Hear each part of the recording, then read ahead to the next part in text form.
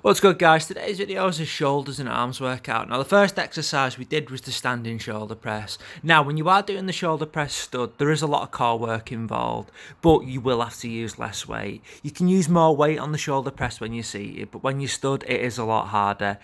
So when you are stud, use less weight. And everything in this is 4 sets and it's 10 to 15 reps per exercise.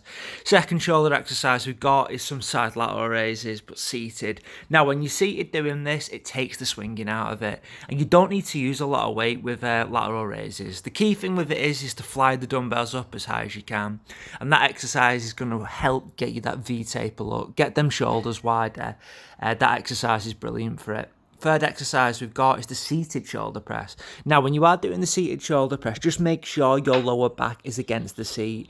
You don't want your lower back not resting against anything. So make sure your lower back is rested against the seat on a slight incline. And with the seated shoulder press, with the dumbbells, you can go heavier. You can use slightly more weight on the seated shoulder press than the standing shoulder press.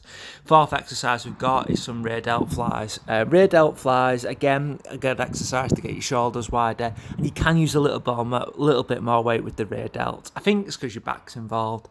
Now, the fifth even shoulder exercise we've got is some side lateral raises, but standing. The only difference between the standing and the seated is with standing lateral raises you can use more weight, whereas because you can swing more, whereas with seated the swinging's took out of it, so you can't use as much weight.